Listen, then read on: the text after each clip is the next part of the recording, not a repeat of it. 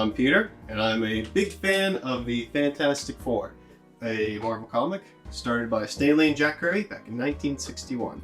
What this is going to be is an examination of some of what I think are the best Fantastic Four comics. I have no particular interest in reviewing these comics, but more so looking at the way that they tell stories and the things that those stories have to offer. More of a critical look at them, with all the powers conferred by a degree in English literature. I think that we can come to a better appreciation and understanding and enjoyment of Fantastic Four, which frankly I don't think gets appreciated enough. To that end, I'd like to take a little look at the landmark issue that kick-started the Marvel Age of Comics back in 1961, Fantastic Four #1.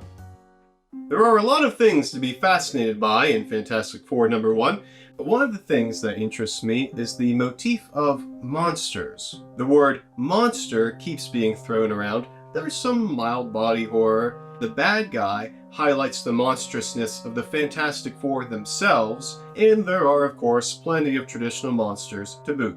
This issue is colorful and exciting, but it's also very grim.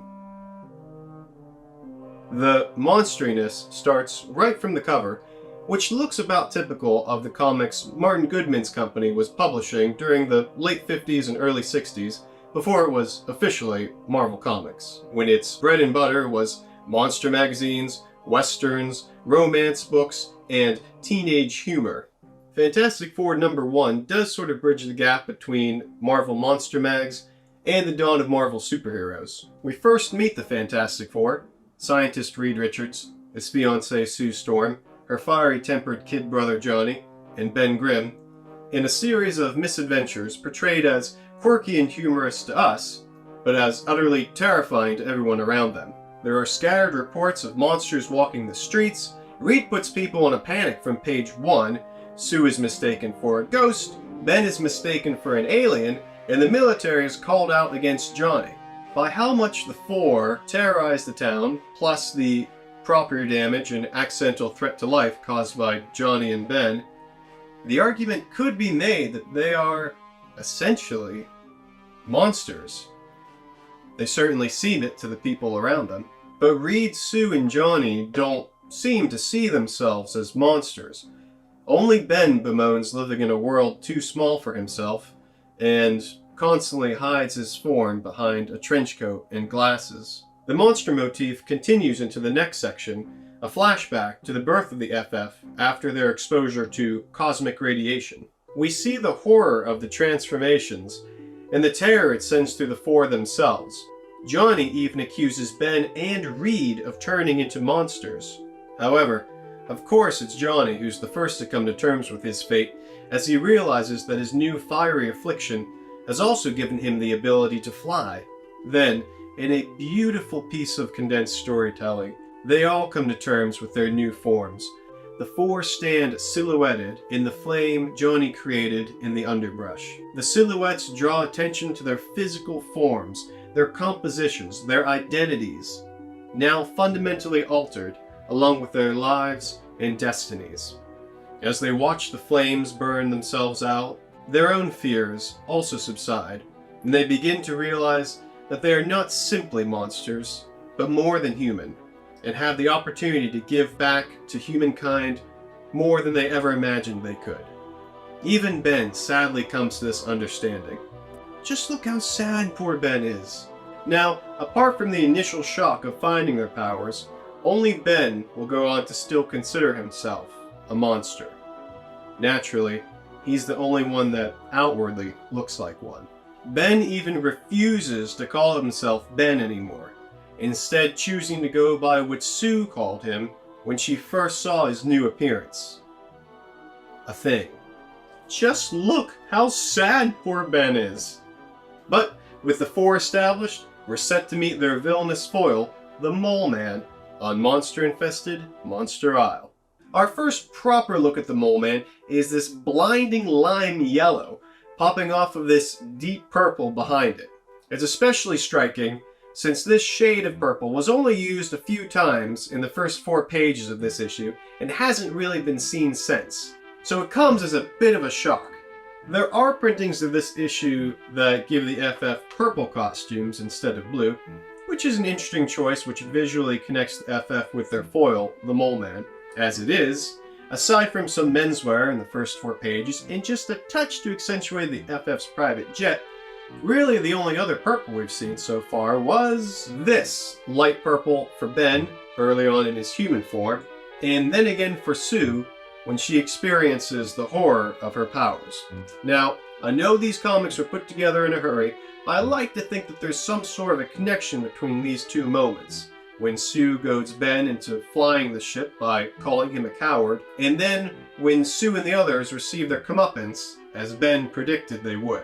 It may be a coincidence, but if so, it's a happy coincidence. I'm also interested by how this effect of Ben's transformation, maybe indicating the cosmic radiation, bears some resemblance to the Mole Man's reveal, highlighting an interesting, even if unintentional, parallel between the two characters, especially once we hear the Mole Man's story. Like Ben calling himself the Thing, the Mole Man also chooses not to use his given name, and we never learn it in this issue. The Mole Man says he was hated and scorned by society simply for his appearance.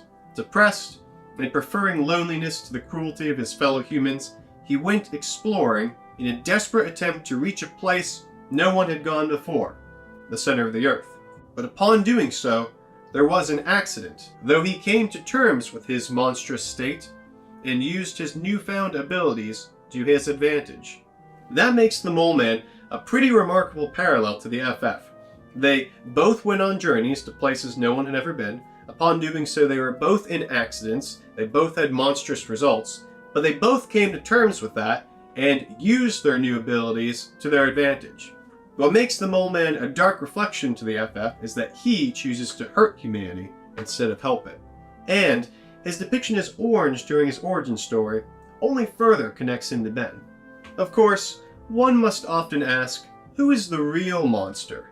The monster, or the people whose monstrous actions created the monster?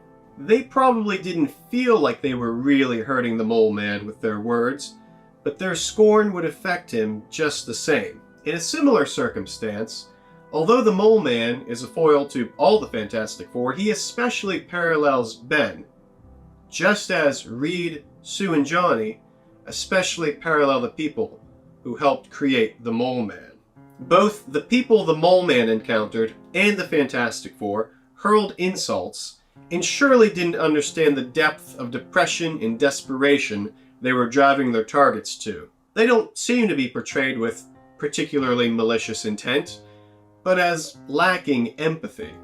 For example, I don't think the parallels between Ben and the Mole Man could be any clearer, but right up to the end, they're totally missed or unacknowledged by Reed, Sue, and Johnny. Reed goes so far as to say that there was no place on Earth for the Mole Man, and that he hopes he can find peace below the surface.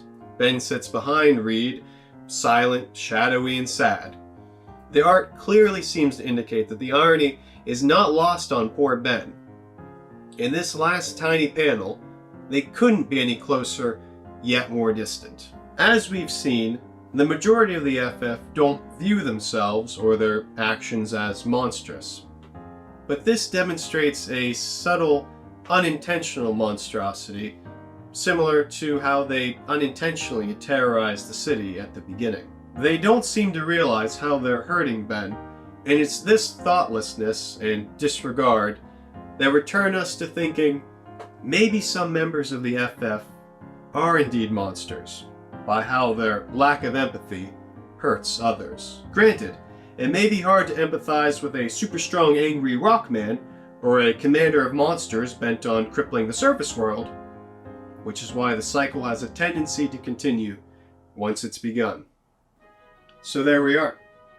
It's an exciting and colorful issue with a grim realization. Perspective is a basis for monstrosity, and from certain perspectives, our heroes can also have shades of monstrosity within them, mostly unrecognized by the heroes themselves. These characters are heroes, flawed, multifaceted, troubled, and represent what will become a staple for Marvel's superpowered people to come. Heroes with problems. the imperfects. And to keep this from becoming too much of a downer, remember that this is only a first chapter of the Marvel Universe, and there would be much more development and healing to come. You can find Fantastic Four #1 reprinted in these places as well as others. It's reprinted quite a bit. Thanks for joining me on this first step of our journey together through this fantastic tour of ours. We've got a lot of ground to cover, and I'm looking forward to exploring more of it with you. I look forward to doing this again sometime. We should.